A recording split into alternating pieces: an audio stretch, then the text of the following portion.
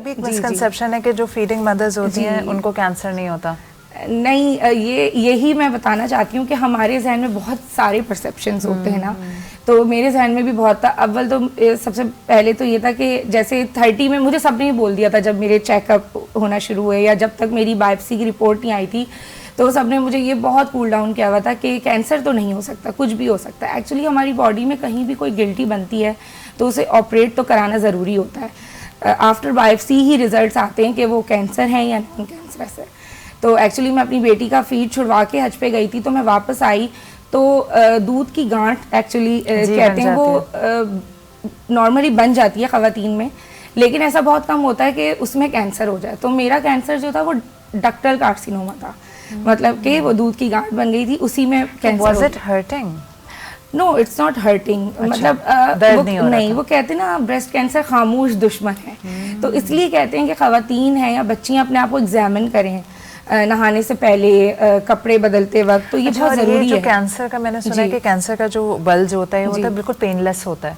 वो पेनलेस जब तक होता है अगर आप उसको अर्ली डायग्नोज हो जाए, मतलब उसके मेडिकेशन स्टार्ट हो जाए। अगर हम उसको लेट करते हैं तो फिर उसमें ख़तरा होता है कि वो आपको बॉडी में ना हिट कर जाए। जैसे जब मेरे टेस्ट शुरू हुए तो मेरा सिटी स्कैन। अच्छा, नहीं, आप वापस आते हैं तो आपको गिल्टी महसूस हुई? जी। तो आपने फौरन जाके उसको चेक करवाया? मैंने चेक करवाया। अव्वल तो पहले तो मैं सीरियस ही नहीं थी ना, तो मेरी जो मदर इन लॉ थी माशाल्लाह, she was very cooperative with me. तो उन्होंने मुझे कहा तुमने मुझे 2 दिन पहले बताया था, तुम अब तक घर में बैठी हो, तुम जाओ चेक कराओ। तो घबराहट हो रही थी चेक कराने से? मुझे जब मैं गई हूँ, मेरा अल्ट्रासाउंड हुआ है, तो उन्होंने कहा ये देखें ऑपरेट तो ही होगा, ये गिल्टी बन गई। ठीक है, अब अगर ये बायोप्सी की रिपोर्ट के बाद पता चलेगा, और मैं उस वक्त भी इतनी सीरियस नहीं थी, लेकिन वो बायोप्सी ही अपने उसमें एक ऐसा प्रोसीजर है, जब वो हुआ तो थोड़ा पेनफुल है। इसमें भी थोड़ा, मैं ये नहीं कहूँगी कि शायद ख़वातीन डर जाएं, इसकी भी टाइप्स होती हैं, डिफरेंट बायोप्सीज होती हैं, और इसमें मैं कहूँगी पहले तो ख़वातीन को डरना नहीं चाहिए। हमारी ख़वातीन क्या करती हैं कि घर में ही अगर कुछ लोग मशवरा दे दें कि भाई हम टोट के कर लें या दूसरी तरफ चीज़ों में चले जाएं, नहीं, अगर कैंसर टोटकों से ठीक नहीं होता। अगर आपको कुछ भी फील हो रहा है तो बराए मेहरबानी फ़ौरन, कहते हैं, अगर मैं बहुत क्लियरली यहाँ ख़वातीन को बोलना चाहूँगी, अगर आपको ज़रा भी अपने ब्रेस्ट में कोई गिल्टी फील हो रही है, कोई दर्द फील हो रहा है या कुछ शेप में आपको डिफ्रेंशिएट लग रहा है, तो आप फ़ौरन चेक करें। सिर्फ ज़रूरी नहीं है कि अगर आप चेक करें आपको गिल्टी फील हो रही है तो आप जाएं। अगर आपको कोई भी सिचुएशन ऐसी लग रही है अपने ब्रेस्ट में जो अनयूजुअल है, जी, तो आप फ़ौरन अपने फिजिशियन से कंसल्ट करें। तो फिर आप गई डॉक्टर के पास? जी, मैं गई। जब मेरी बायोप्सी की रिपोर्ट आई तो वो डॉक्टर डायरेक्ट तो आपको पता बताते नहीं है। जब मेरी रिपोर्ट आई तो मैं अपने हस्बैंड के साथ ही डॉक्टर के सामने, उन्होंने जब मतलब ऑपरेशन का बोल दिया, उसके बाद जब उन्होंने कीमो का नाम लिया ना, एक्चुअली वहाँ दम निकल गया। वहाँ मैं बिल्कुल फेंट होने के उसमें आ गई थी, और मैं मतलब अपने आप को मैंने छोड़ दिया था। कौन सा स्टेज था कैंसर? स्टेज 3 था मेरा, और मेरा अग्रेसिव कैंसर था। अग्रेसिव होता है जो अगर हमें यंग एज में होता है ना, क्योंकि हमारा यंग ब्लड होता है, तो उसमें स्प्रेड होने के चांसेस ज़्यादा बहुत तेज़ होते हैं। तो डॉक्टर ने मुझे जिस दिन डायग्नोज किया, उन्होंने कहा आप कल आ जाओ सर्जरी कराने। मतलब पहले तो उसको एक्सेप्ट करना, वो फैला नहीं था, वो उस जगह पे फैल रहा था, वो एक्सेप्ट करना एक तो वो उस वक्त इतना मुश्किल था। फिर डॉक्टर ने कहा कल ही आ जाओ। मैंने कहा कल कैसे आ जाऊँ, अभी तो मेरे बच्चे छोटे हैं, मैं घर जाके देखना है। 1.5 साल के सबसे छोटे। हाँ, तो वो दादी को कुछ रिस्पॉन्सिबिलिटी देनी थी, कुछ नानी को देनी थी, तो ये एक चीज़ मेरे लिए बहुत थी। लेकिन उस वक्त मैं बिल्कुल, मुझे लग रहा था शायद मैं किसी को फेस नहीं कर सकती, और मुझे मेरा अल्लाह मियां से सवाल था कि क्यों हो गया। मैं इतनी नेगेटिव हो गई थी कि क्यों हो गया। फिर जब आहिस्ता आहिस्ता मुझे लोग मिले, तुम्हें लग रहा होगा मैं तो भी हज करके आई हूँ, यही एग्जैक्टली। तो ये बात मुझे बहुत देर में समझ आई कि अगर मुझे पहले डायग्नोज हो जाता तो मेरा हज ही नहीं हो पाता। और मैं अपनी फैमिली में यंगेस्ट थी जो सबसे पहले मैं हज कराई, माशाल्लाह। तो मुझे बाद में जब आहिस्ता आहिस्ता मैंने एक्सेप्ट करना शुरू किया, तो मैंने कहा मैं अपनी चीज़ों पे वो कर रही हूँ। मेरी फैमिली में कितने लोग हैं जिनके बच्चे नहीं हैं, उन्होंने तो नहीं कहा कि भाई इनके हमारे नहीं, क्योंकि मेरा अपने आप से अल्लाह से सवाल होता था क्यों हो गया, ये मुझे क्यों हो गया। मतलब ये एक ऐसी तकलीफ दे सवाल था, मैं अपने आप से करती थी। और बच्चों सबसे बस मैं ये कहूँगी कि जो हमारे आसपास लोग होते हैं, जो हमारी फैमिली है, बस वो सपोर्टिव जो लोग होते हैं ना, ये मैं कहती हूँ पेशेंट की मेहनत नहीं है सरवाइव करना। जो हमारे सराउंडिंग में लोग होते हैं, अगर वो प्यार करने वाले, केयर करने वाले ना हो, तो मुझे नहीं लगता कि हम हम 50% खुद सर्वाइव करते हैं, 50% लोगों का साथ हमारे साथ होता है। सही बात है। तो मेरे हस्बैंड सबसे पहले तो मेरे इन-लॉज। पहले बताओ सर्जरी फिर कितने दिन बाद करवाई? सर्जरी मैंने 4 दिन तो लिए थे मैंने। और उस बीच में रो रही थी? उस बीच में तो बस जो हाल था मैं बता ही नहीं सकती हूँ। डिप्रेशन बहुत ज्यादा था, क्योंकि जब मैंने कीमो सुना ना, क्योंकि मैंने 1-2 लोगों का सुना था कि भाई कीमो। फैमिली में किसी को था? नहीं, फैमिली में नहीं फैमिली था। हिस्ट्री नहीं है? फैमिली हिस्ट्री नहीं थी मेरी। एक्चुअली मदर इन लॉ को हो चुका था। नहीं, जैसे कहते हैं माँ को होता है तो बेटियों को नहीं, वही मैं आपको बताने ना की कोशिश फैमिली कर रही हूँ। हिस्ट्री ना एज। मेरी मदर इन लॉ को डायग्नोज हुआ था, उनको तो स्टेज 1 थी, लेकिन वो मेरा उनसे कोई ब्लड रिलेशन नहीं था। तो मैं यही कहती थी डॉक्टर से कि उनसे मेरा कोई ब्लड रिलेशन नहीं है, लेकिन ये होने वाली चीज़ होती है। ये वो डॉक्टर आपसे सवाल ये करते हैं कि कोई हिस्ट्री है आपकी फैमिली में? नहीं। अब अवेयरनेस क्यों दी जा रही है ब्रेस्ट कैंसर के लिए कि अब ये ज़रूरी नहीं है कि ये फैमिली में हो। ये एशिया में इतना बढ़ चुका है।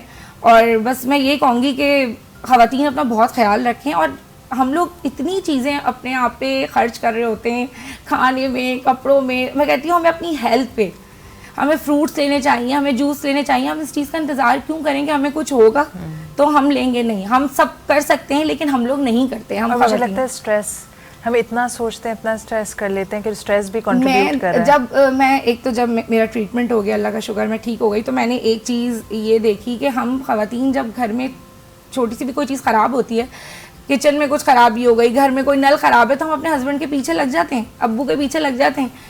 जब हमारी अपनी सेहत की बात आती है तो हम अपने आप को इग्नोर कर रहे होते हैं। हम सबको देख रहे होते हैं हम लोग ना। और हमारी बहुत सी ख़वातीन हैं जो शायद वर्किंग वुमेंस हैं, और उसके साथ वो जितना स्ट्रगल करती हैं, वो घर भी देखती हैं, वो बच्चों को भी देखती हैं। क्योंकि मेरा मानना तो ये कि वर्किंग वुमेन हो या हाउस वाइफ हो, काम तो करना ही है ना।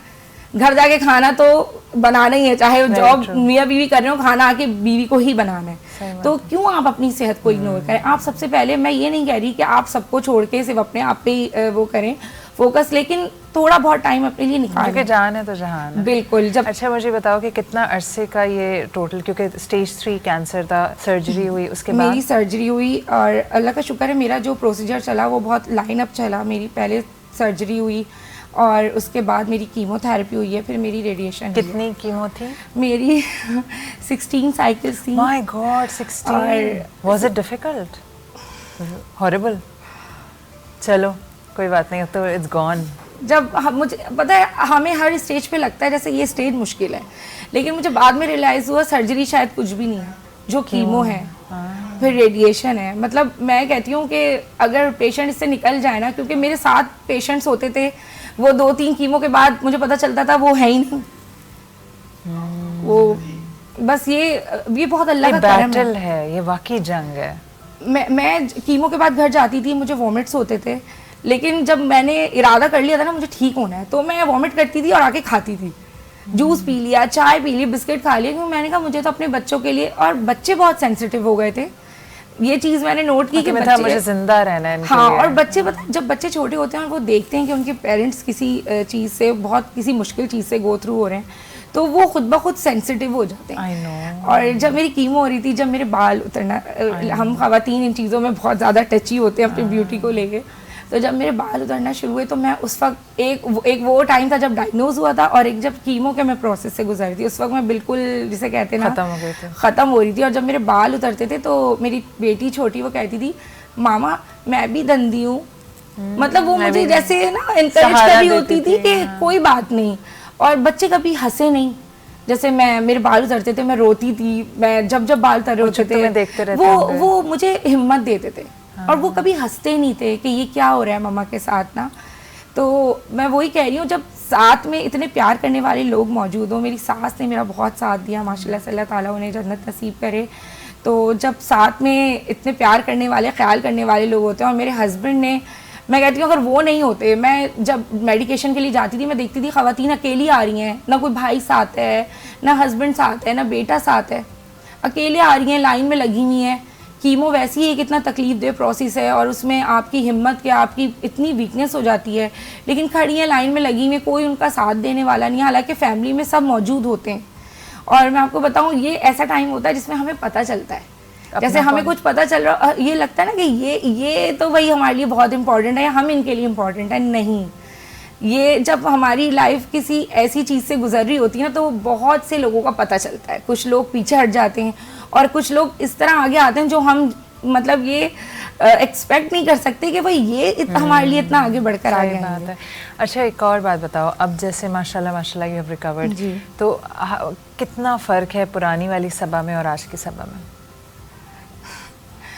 फर्क तो ये है कि कभी कभी बहुत जिंदगी की कदर ज़्यादा आ गई। जिंदगी की कदर भी हो गई, लेकिन कभी कभी जब वो टाइम याद आता है अपनी पिछली ज़िंदगी, क्योंकि जाहिर सी बात है एक हेल्दी लाइफ जो होती है ना, अब बज़ाहिर लोगों को लगता है जैसे हम ठीक हो गए, अल्लाह का शुक्र है, लेकिन लोगों को ना हमारी सिर्फ पॉजिटिव चीज़ें और अच्छी चीज़ें दिख रही होती हैं। अभी भी हम जिन चीज़ों से गुजर रहे होते हैं वो हम जानते हैं कि मुझे थोड़ी देर में वीकनेस हो जाती है, मैं थक जाती हूँ, मैं मतलब कुछ चीज़ें होती हैं ना, बहुत जल्दी गुस्सा आ जाता है अगर कुछ बात ऐसी हो रही हो, मतलब क्योंकि कीमो अपने आप में इतनी हाई मेडिकेशन होती है हाँ। कि वो अंदर से ना आपका कहते हैं ना निज़ाम बस हिल के रह जाता है। तो बहुत से चेंजेस आते हैं हमारी बॉडी में, हमारी लाइफ में।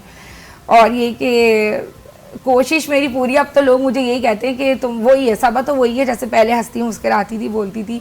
तो कोशिश यही होती है, मैं कहती हूँ कि मैं ऐसे ही रहूँ, अपने अंदर का बच्चा कभी आप मरने नहीं दें, और आप कोशिश करें, क्योंकि लोग ना ये जो हमारे साथ तकलीफें वो हमें फेस करनी है, वो तो करनी है, वो किसी को नहीं पता। लेकिन हम जितना चाहे कोशिश कर सकते हैं लोगों को हंसाने की, खुद खुश रहने की, अपनी फैमिली के साथ अच्छा टाइम स्पेंड करने की, तो ये हम खुद ही कर सकते हैं।